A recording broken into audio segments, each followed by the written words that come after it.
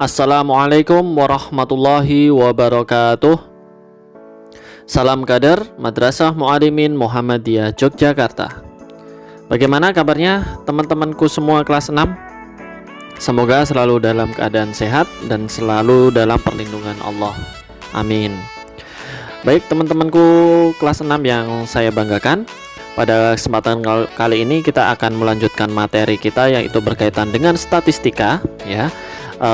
Pada kesempatan kali ini kita akan melanjutkan materi yang berkaitan dengan min, median, dan modus.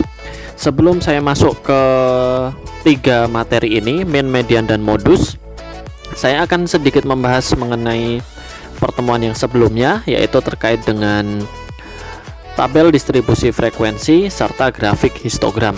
Karena ketika saya mengecek hasil pekerjaan kalian, itu ada yang sudah benar dan ada yang belum, bukan salah, tetapi ada yang belum tepat saja. Baik, sehingga untuk mengawali pertemuan ini ya, saya akan membahas saja, tetapi saya akan gunakan beberapa soal yang berbeda ya dibanding yang kemarin. Baik, langsung saja. Di sini saya memiliki beberapa data ya, 3, 26, 30 dan sebagainya sampai data ke 33 ya. Ini bukan data ke 33 tetapi nilai akhirnya 33. Nah, di sini merupakan data usia dalam satu RT yang terdiri dari 30 orang. Oh, mohon maaf, ini bukan berat tetapi di sini usia ya. Yang benar adalah usia, bukan berat badan. Ini belum saya ganti. Oke, baik. Jadi dari data ini itu jumlahnya ada 30 ya, ada 30 data. Dari ke-30 data di sini kita diminta untuk menentukan tabel distribusi frekuensi, bukan frekuensi, yaitu frekuensi dan grafik histogramnya. Baik, saya lanjutkan.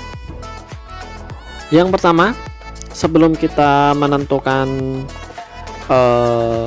tabel frekuensi, maka kita harus menentukan dulu banyak kelas ya, karena nanti akan kita sajikan dalam bentuk tabel yang terbagi dalam beberapa kelompok kelas. Dan kemudian yang kedua, kita tentukan panjang interval atau panjang kelasnya. Jadi di dalam satu kelas itu jaraknya berapa, intervalnya berapa, seperti itu. Jadi nanti di dalam menentukan tabel distribusi frekuensinya, kita akan menentukan banyak kelasnya dan panjang kelasnya terlebih dahulu. Nah, untuk menentukan banyak kelas dan panjang kelas itu yang kita butuhkan ada 2, yaitu jangkauan dan jumlah data. Nah, jangkauan ini itu merupakan data terbesar dikurangi dengan data terkecil. Nah, dari data ini ya, dari data yang sudah kita miliki di sini, data terbesarnya adalah 78 dan data terkecilnya adalah 3, sehingga jangkauannya itu adalah 75. Nah, kemudian setelah menentukan jangkauan, maka jumlah dari data di sini itu adalah 30 ya. Ada 30 data di sini, 30 data usia dari dalam satu RT. Nah, kemudian kita akan menyelesaikan tabel distribusi frekuensi terlebih dahulu. Nah, di sini kita akan menentukan banyak kelasnya ya. Untuk menentukan banyak kelasnya, kita harus mengingat satu rumus ya. Rumus ini adalah 1 ditambahkan dengan 3,3 log n ya. Nah, nanti di sini teman-teman saya perbolehkan dengan menggunakan kalkulator, karena nanti di sini untuk menyelesaikan di sini untuk log itu nanti teman-teman diperlukan kalkulator, itu tidak masalah. Nah, di sini 1 ditambahkan 3,3 log n. Nah, n ini tadi merupakan jumlah data atau banyak data.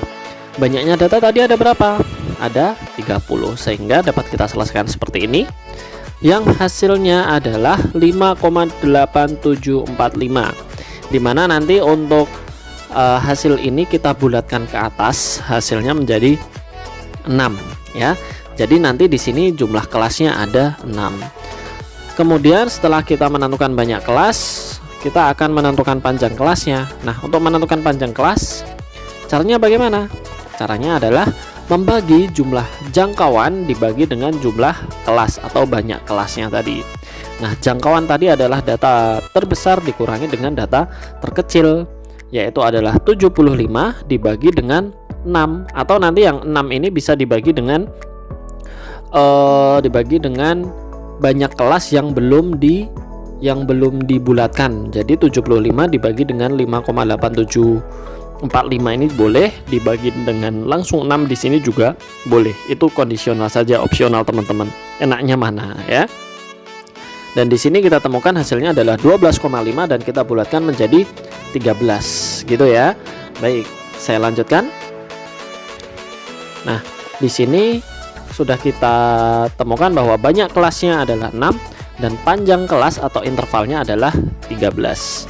Nah, sehingga di sini akan saya buat suatu tabel. Nah, karena banyak kelasnya ada 6, sehingga di sini hanya saya buat menjadi 6 baris atau 6 bagian saja ya. Nah, nanti kalau misalkan banyak kelasnya itu ada 7, nah maka nanti teman-teman di sini membuat 7 kelas ya. Teman-teman membuat 7 kelas nanti di sini.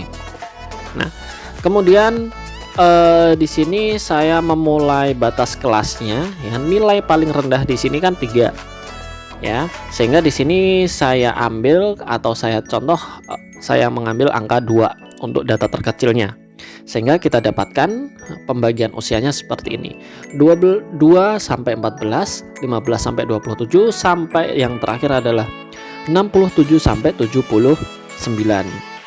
Nah, kemudian data-data ini ya, ke 30 data ini kita masukkan sesuai dengan kelasnya, yaitu dimasukkan ke dalam frekuensi. Nah, frekuensi itu adalah jumlah setiap kelasnya. Kalau kita perhatikan, dan di sini sudah saya kelompokkan menjadi seperti ini ya. Untuk usia 2 sampai 14 ini jumlahnya ada 3, 15 sampai 27 jumlahnya ada 12 dan 13 dan seterusnya. Nah, maka hasilnya seperti ini. Nah, apakah harus dimulai dari 2? Tidak selalu ya. Teman-teman di sini misalkan saya gunakan pembanding. Di sini saya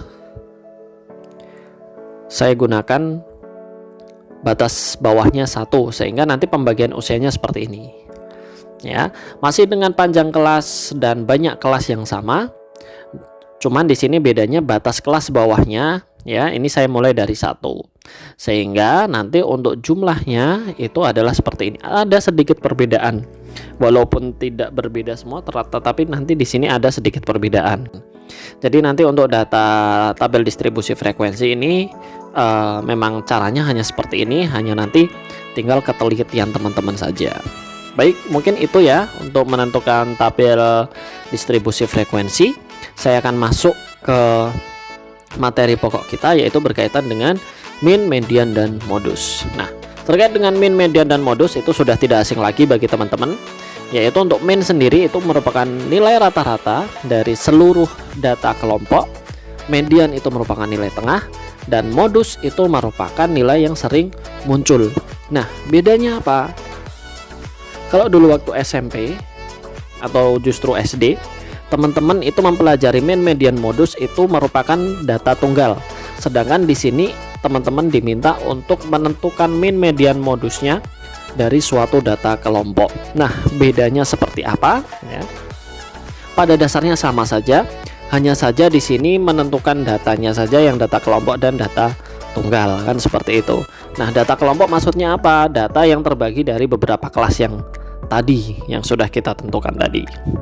Ya, baik, mungkin teman-teman nanti bisa membaca materi yang sudah saya share di portal masing-masing, dan nanti kalau ada sesuatu hal yang perlu ditanyakan atau didiskusikan bisa menghubungi saya. Baik, mungkin itu saja yang bisa saya sampaikan terkait dengan pembelajaran kita pada pagi hari ini ya. Sekian dari saya, terima kasih atas segala perhatiannya. Apabila saya dalam menyampaikan materi banyak kekurangan dan kesalahan, saya mohon maaf.